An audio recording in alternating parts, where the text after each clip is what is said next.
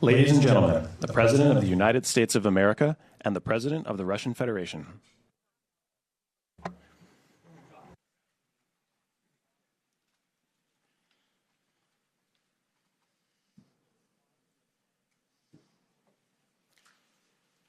Mr. President, ladies and gentlemen, our negotiations have been held in a constructive atmosphere of mutual respect. We have very thorough negotiations that were quite useful. I would like to thank once again my American counterpart for the proposal to travel out here to Alaska.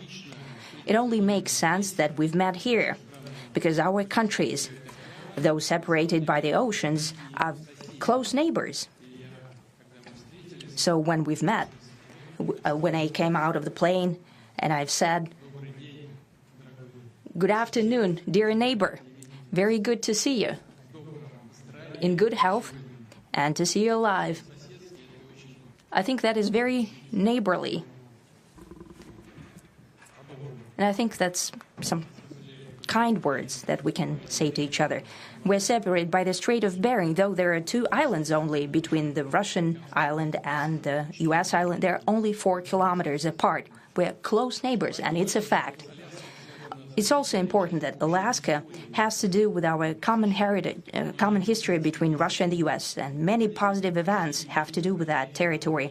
Still, there is tremendous cultural heritage back from the Russian America. For example, Orthodox churches and a lot of more than 700 geographical names of Russian origin.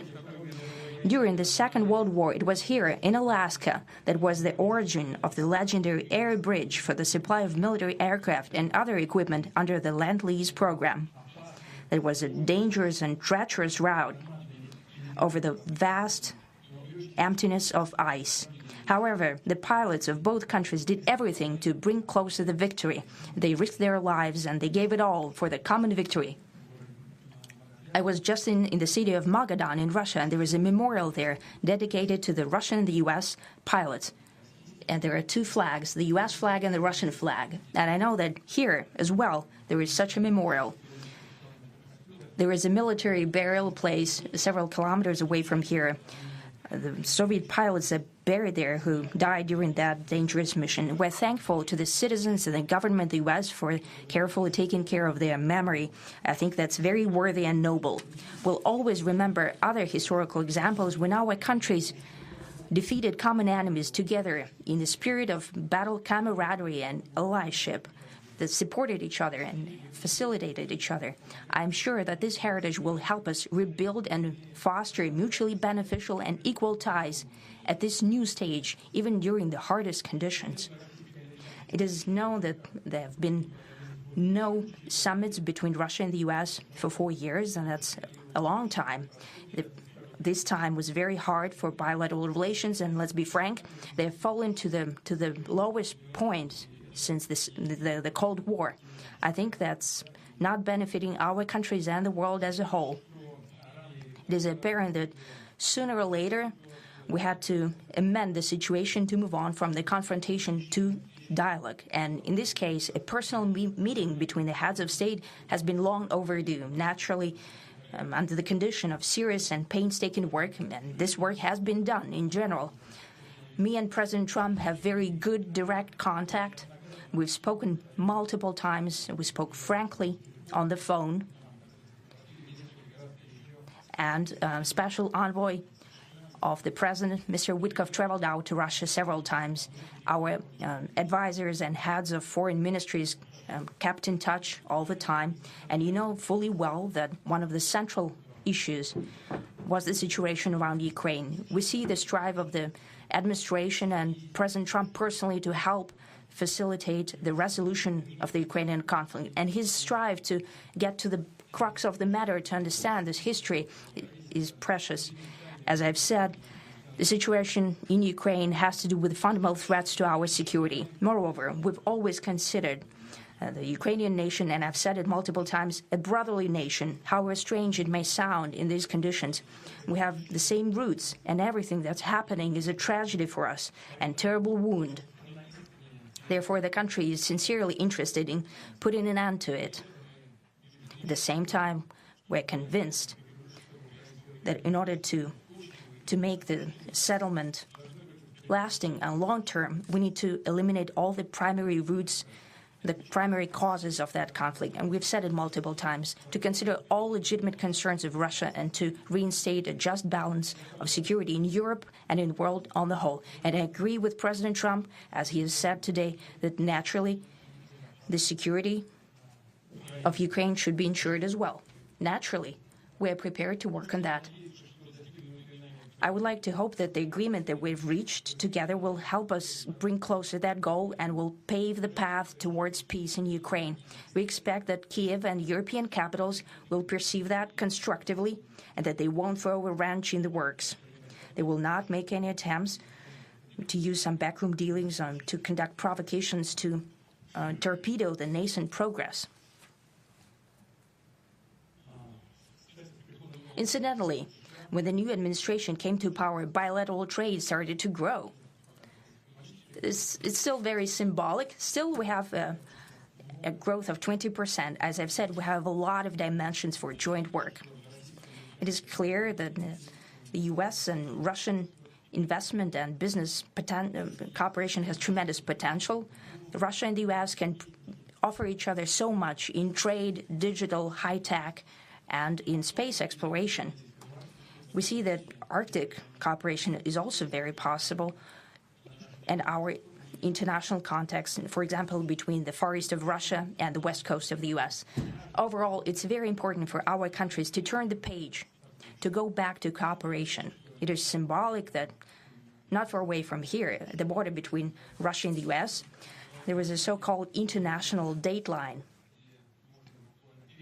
I think you can step over, literally, from yesterday into tomorrow. And I hope we'll succeed in that, in political sphere. I would like to thank President Trump for our joint work, for the well-wishing and trustworthy tone of our conversation. It's important that both sides are result-oriented, and we see that the President of the U.S. has a very clear idea of what he would like to achieve. He sincerely cares about prosperity of his nation. Still, he understands that Russia has its own national interests. I expect that today's agreements will be the starting point, not only for the solution of the Ukrainian issue, but also will help us bring back business-like and pragmatic relations between Russia and the U.S. And in the end, I would like to add one more thing. I'd like to remind you that in 2022, during the last contact with the previous administration, I tried to convince my previous American colleague that the situation should not be brought to the point of no return when it would come to hostilities. And I said it quite directly back then that it's a big mistake. Today, when President Trump saying that if he was the president back then, there will be no war. And I'm quite sure that it would indeed be so. I can confirm that. I think that overall, me and President Trump have built a very good, business-like and trustworthy contact. And I have every reason to believe that moving down this path, we can come, and the sooner the better, to the end of the conflict in Ukraine. Thank you. Thank you. Well, thank you very much, Mr. President. That was very profound. And I will say that I believe we had a very productive meeting. There were many, many points that we agreed on, most of them, I would say, a couple of big ones that we haven't quite gotten there, but we've made some headway. So there's no deal until there's a deal. I will call up NATO in a little while. I will call up the various people that I think are appropriate, and I'll, of course, call up President Zelensky and tell him about today's meeting. It's ultimately up to them. They're going to have to agree with what Marco and Steve and some of the great people from the Trump administration who've come here, Scott and John Radcliffe, thank you very much. But we have some of our really great leaders. They've been doing a phenomenal job. We also have some tremendous Russian business representatives here, and I think, you know, everybody wants to deal with us. We've become the hottest country anywhere in the world in a very short period of time, and we look forward to that. We look forward to dealing. We're going to try and get this over with. We really made some great progress today. I've always had a fantastic relationship with President Putin, with Vladimir. We had many tough meetings, good meetings. We were interfered with by the Russia hoax. That made it a little bit tougher to deal with, but he understood it. I think he's probably seen things like that during the course of his career. He's seen it all, but we had to put up with the Russia hoax. He knew it was a hoax, and I knew it was a hoax, but what was done was very criminal. But it made it harder for us to deal as a country in terms of the business and all of the things that we'd like to have dealt with. But we'll have a good chance when this is over. So just to put it very quickly, I'm going to start making a few phone calls and tell them what happened. But we had an extremely productive meeting, and many points were agreed to.